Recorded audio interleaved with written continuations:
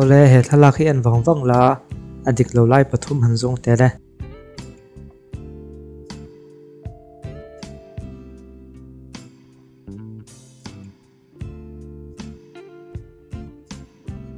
pakhatna chuan an waitress hi entala a cake hi entala leya tangin akang ti imu thainga panhina chuan an bawgo hi entala a chunglam pangchang thop a oma hnuailam pangchang thop a omve mi alawa tin mei chenuina thil in tunga hian lipstick niom tak mai om buka lo chu adik lo lai chu ni ole hetai hian adik lo pathum hanzong le te le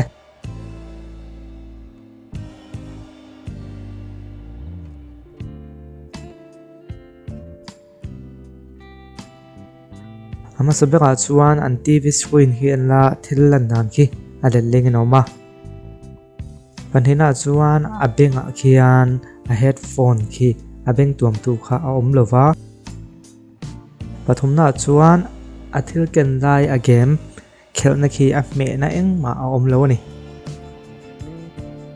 ole hetai hian adik lo pathum hanzong la te le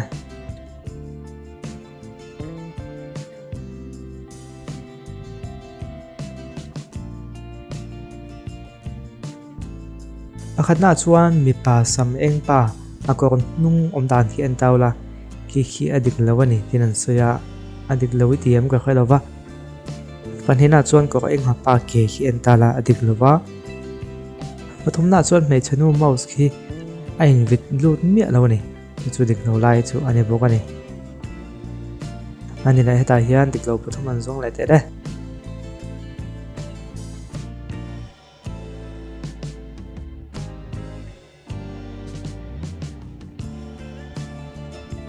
ole doctor pa khi athil ngai thak na khi akmo ram pang khi diklo pata tin amoza khi ain ang lo boka tin an nunga thil lo in display a khian dinosaur lem oma khi adik lo ni nan sei bokani a chan chu hetiang angaran hospital a chuan ran sa emo ram sa emo chi khong khong ma se dinosaur lem chu andarin lo ni anh đây ta hiền anh nghe địch lâu lại uluk te win han zong ta đây khét thấy đâu mới thấy chu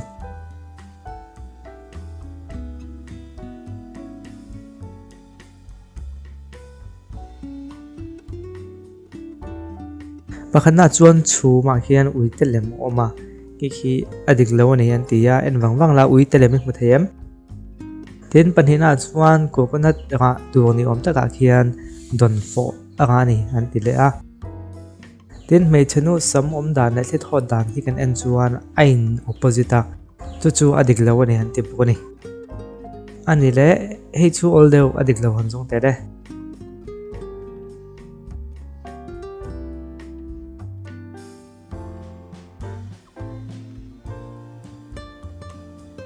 ama sabera chuan mei chanu khi concrete slab an chhun zo chi a khena kal me kan ti kan mu theya dot le chuan alai mi khian brick ni ravin chang thop akeng boka pathumna chuan welding mek tu khian atar mit vo dan khi entala alel lingani heta hian adik lo hanjung lai te le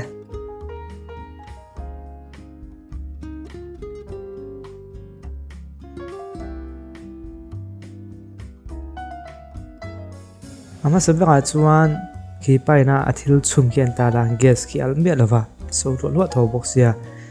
panhina chuan imu chiang them ga khalova mei chia khian forkin soup a indon ni na langa khi dik lo boka pathumna chuan thil buk na khian tala achunga apple an da to nangin a kok tu khian zero kok thowa khi dik lo ni heta hian dik lo lai hanjong lai te de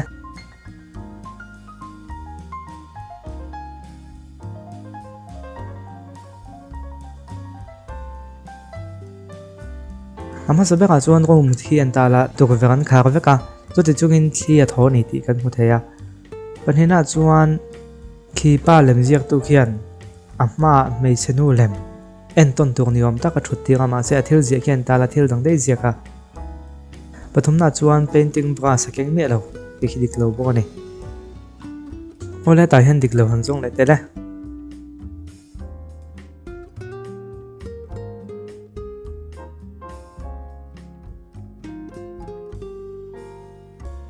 ama sabeka chuan an birthday cake khi an tala momati semhlum tuam mi alova adol le chuan hnunga thil khai votu te khi khetiang angan vuak ke hi chuan thila lo tla chuai thina ma se eng ma tla omlo boka tin an hnung le khian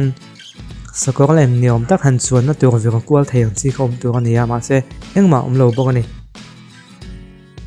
wala ka tizung ka tuntu ma kan ti thei chuni ta se enza kai lo ti dik thei ka khwelawa video danga kanin mula vek don ni o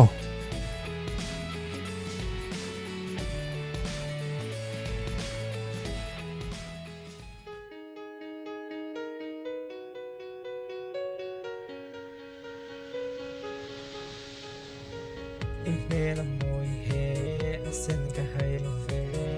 zun in zut ve ma se ka tan su he